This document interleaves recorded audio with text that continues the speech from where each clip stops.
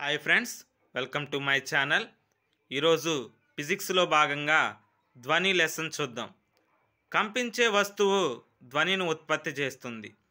ధ్వని ప్రయాణించాలంటే యానకం తప్పనిసరిగా ఉండాలి. ఒక సెకండ్ కాలంలో చేసే డోలనాలు లేదా కంపనాల సంఖ్యనే పౌనపున్యం అంటారు. పౌనపున్యాన్ని హెర్ట్జ్లలో కొలుస్తారు. కంపన పరిమితి ఎక్కువగా ఉంటే ధ్వని బిగ్గరగా ఉంటుంది. పౌనపున్యం ఎక్కువగా ఉంటే పిచ్ ఎక్కువగా ఉంటుంది. ఆహ్లాదకరంగా లేని ధ్వనులను కఠోర ధ్వనులు అంటారు. మానవుని చెవి వినగలిగే పౌనపున్య అవధి 20 హెర్ట్జుల నుండి 20,000 హెర్ట్జుల వరకు. ధ్వని తీవ్రత కంపన పరిమితి వర్గానికి అనులోమానుపాతంలో ఉంటుంది. ధ్వని తీవ్రతను డెసిబుల్స్లో కొలుస్తారు.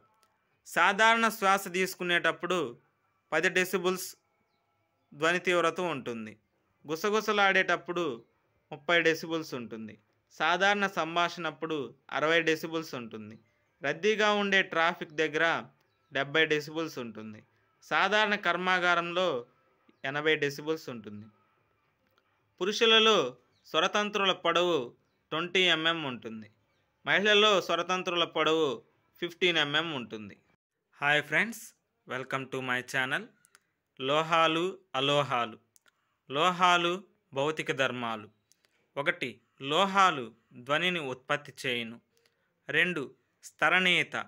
రేకులుగా సాగే గుణాన్ని స్తరణీయత అంటారు. 3. తాంతవత.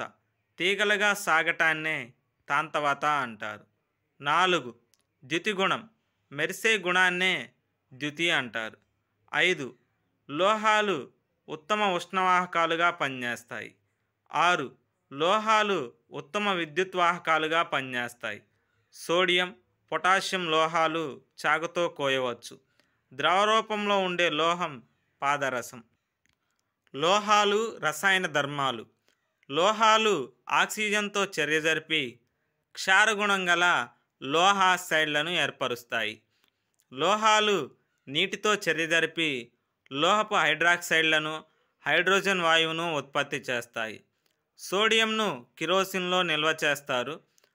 ఫాస్ఫరస్ అలోహం నీటిలో నిల్వ చేస్తారు. ఆమ్లాలతో లోహాలు చర్య జరిపి హైడ్రోజన్ వాయువును ఉత్పత్తి చేస్తాయి. సహజంగా ఏర్పడిన మూలకాలు 94 కన్నా ఎక్కువ లేవు.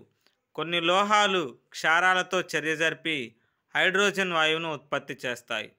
అలోహాలు ద్యుతి, తాంతవత, స్తరణీయత కలిగి ఉండవు. అలోహాలు అధమ, ఉష్ణ, విద్యుద్వాహకాలుగా పనిచేస్తాయి.